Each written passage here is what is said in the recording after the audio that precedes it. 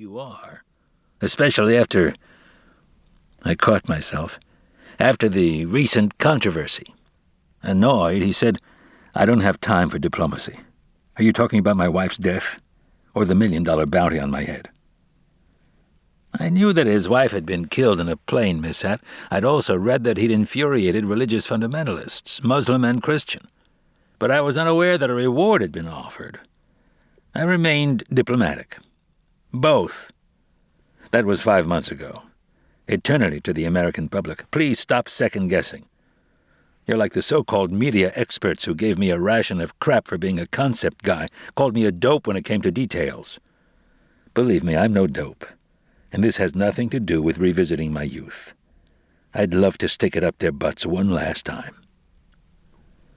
The media or the fundamentalists? Either way, his bitterness was unexpected.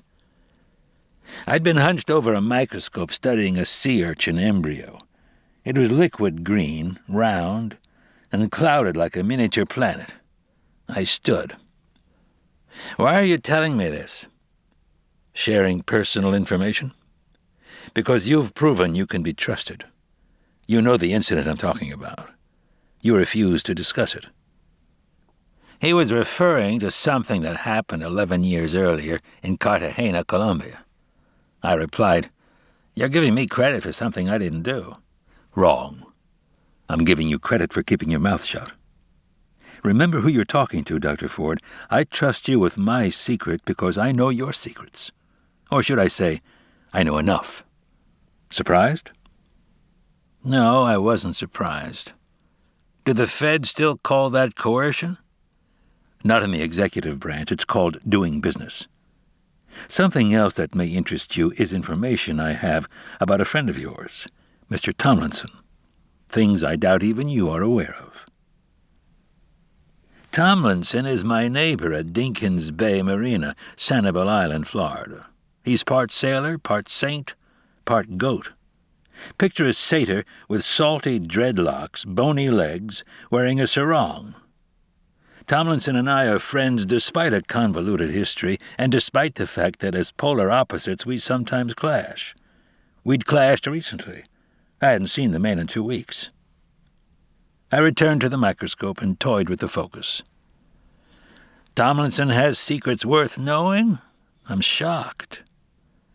He wasn't misled by my careful indifference. You may be when you learn the truth. I looked up involuntarily. The man's smile broadened. Yes, I can see you're interested. Fog isn't mentioned in guidebooks about sunny Florida because tourists are seldom on the water at midnight, when a Caribbean low mingles with cool Gulf air. The cloud now settling was as dense as any I'd seen.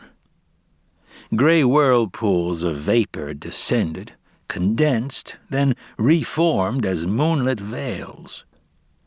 Water droplets created curtains of pearls, and visibility fluctuated.